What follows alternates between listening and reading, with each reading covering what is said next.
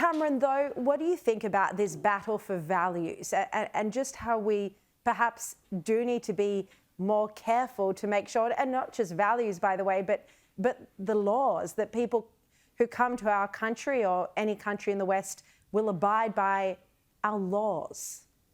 That's right. And I think we have to have the security checks. I think you're right, Shari. At the top of the show, you mentioned the 3,000 Gazans who were let in with the lax security measures that we all were concerned about.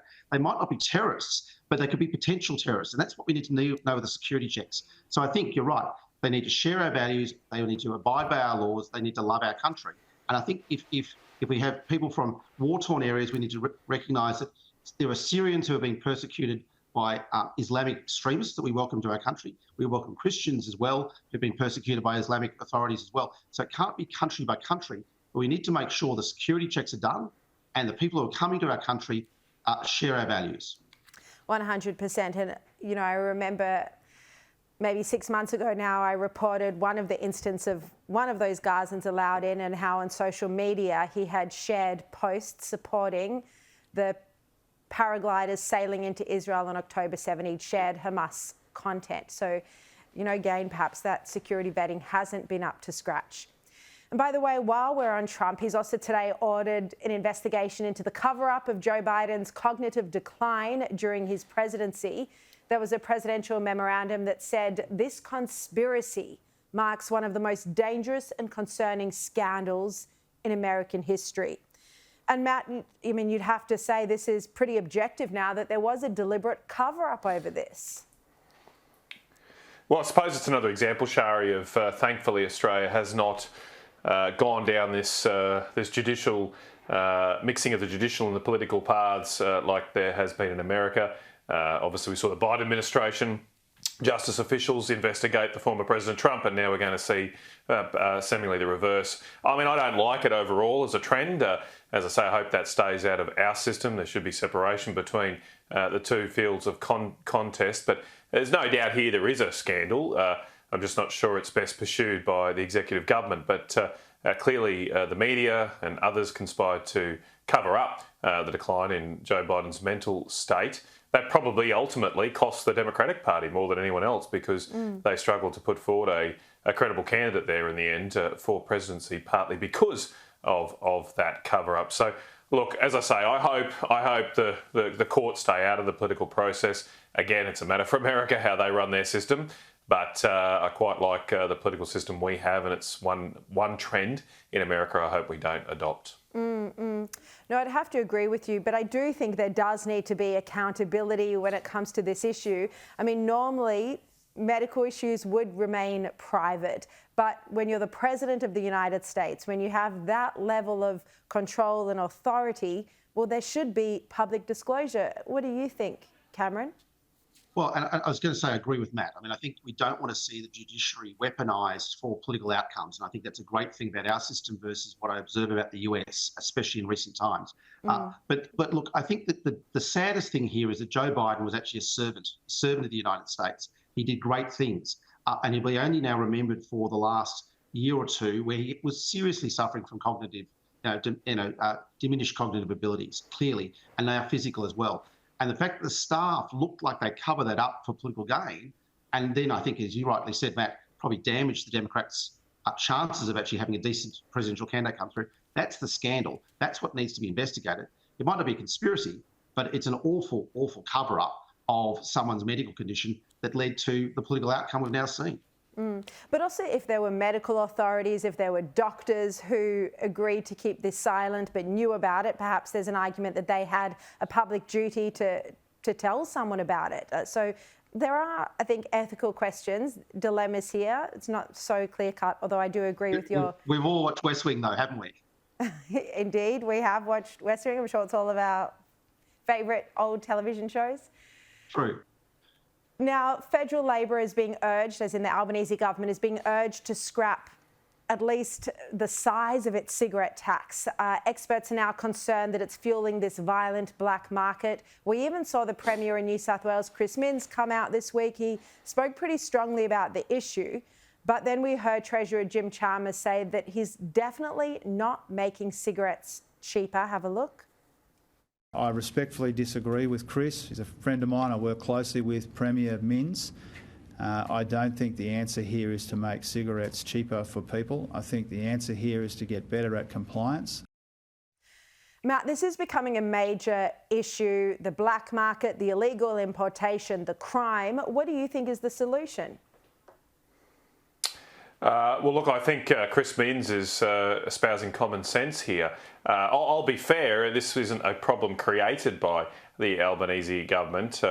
These high excise on tobacco was there before Anthony Albanese came in, but the problem has gotten worse in the last few years, and it is the responsibility of any government to respond to things that aren't working well and try and fix them.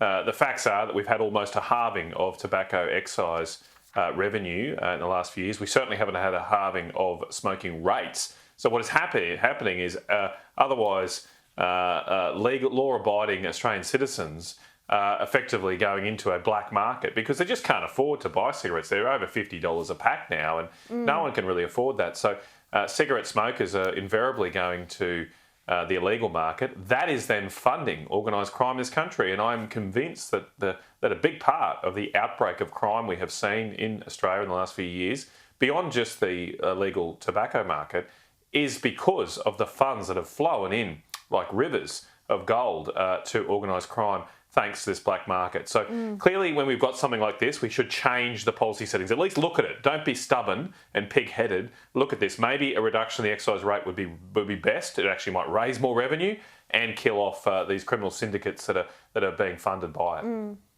I mean, there was one example, Aaron Patrick in the Nightly wrote about this, and he said that on Tuesday, New South Wales Police, Border Force and the AFP intercepted an importation, and among the stash were 20 million cigarettes. 20 million cigarettes. I mean, Cameron, you'd remember a time when there was illegal drugs, not cigarettes, being imported.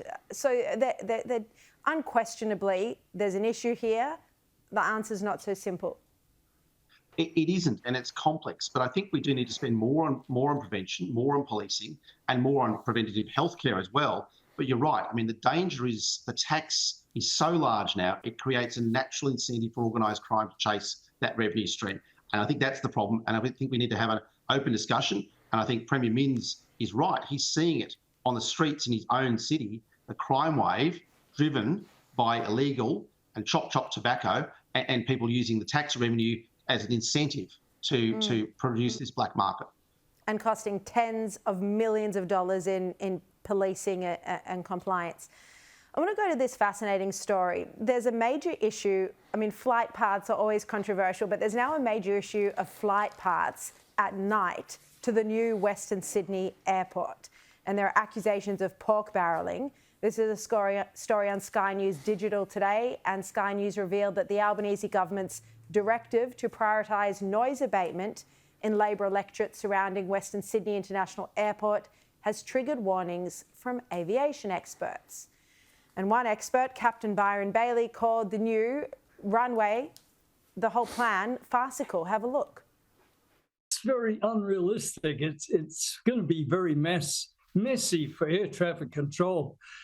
When you, this reciprocal runway operation is what gets me. I mean, you have a wind blowing from, say, the southwest, runway 23 in use, might be days on end. I mean, Matt, if this is true, and I mean, can it really be true? Surely the Albanese government wouldn't do something so ridiculous as to design the flight paths to avoid Labor electorates. Look, I definitely think there's something that needs to be looked into here, Shari. I did chair an inquiry last year into flight paths right across Australia. We did hold hearings out in Western Sydney. There are a lot of residents there concerned about the design of these flight paths. I respectfully disagree with Captain Bailey, I think his name was there. Yes. Look, reciprocal runway operations do occur all around Australia. They're a common feature in the Brisbane airport at night. The key is that they're only used in low traffic periods, and they are of course only used when the wind conditions allow for them to safely be done. My understanding of what the government has said here is that they will impose those same conditions on Western Sydney as exist in Brisbane and other airports. The issue though is that when the flight paths were redesigned late last year, they seemingly just quite surprisingly seem to centre all over Lindsay, the electorate of Lindsay, which was held by the Liberal National Party or Liberal Party in New South Wales, and avoided a lot of the Labor electorates. And I think some serious questions have to be asked about the design of these flight paths, because they shouldn't be corrupted by the political process. They need to be done obviously for safety first, but also for efficiency and allowing as many residents as possible to sleep at night. People should not be interrupted unnecessarily from their own quiet enjoyment of their homes. Notwithstanding, of course, we need things like airports to operate.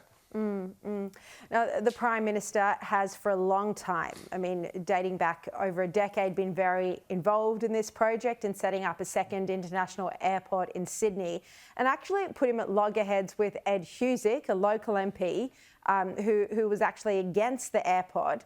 I mean, Cameron, is this perhaps part of the reason they don't personally get along well? Well, I think there's a lot of reasons with Ed Husic and the Prime Minister, not just the airport. But I think when I looked at the maps, Shari, I mean, it's only flights between 11 p.m. and 5:30 a.m. And really what they're doing is they're putting all of the flight paths in those evening hours across rural and larger areas rather than over urban residential areas. I mean, that's, I think, where the divide sits in Western Sydney with the maps I looked at. All right. Matt, before we go, I just want to actually ask you a question without notice about the super tax, the coalition's position on the super tax. Now, I know you're against it. We've been covering it on this show for weeks and weeks now. But I understand that the formal position went to shadow cabinet but didn't go to the joint coalition party room. Now, that's usually how a policy position is arrived at, isn't it? It goes to the joint coalition party room before it's officially announced. Are you worried that this process wasn't followed? Because, I mean, you might be fine with it in this position, but what if it's net zero? What if it's other laws that you would like to have a say in? Look, it's probably a rule that's broken more than observed. Shari, this is not the first time the joint party room hasn't been consulted on a matter, and it's typically sometimes a bit difficult outside of a parliamentary sitting period to arrange that. We have had virtual joint party rooms before, but usually on very significant things. Look, I think this is something that probably the leader could judge the mood of the room, so to speak, and as you say, there's an outcome here that I certainly support, and I think the vast majority of my colleagues support. So a formal meeting of all of us probably wasn't necessary in this instance. Just on your point, though, we have never had a joint party room discussion on net zero. Never. Would you like to see one? Isn't that amazing? Like, Bet never. I definitely would like to see one, Shari. Scott Morrison just signed us up to it, to sign the Liberal Party up to it. The Nationals Party did have a discussion, but we effectively had a discussion with a gun held to our head because the Liberals said they're doing this and that's that, without even giving their own members a say. So, look, that would be nice. It'd be nice to have a joint party room on that. Maybe you can shake up the process and put it on the agenda yourself. I've been trying that for 3 years, Shari. We'll see how I go this time. All right. Cameron Milner, Matt Canavan, great to see you both.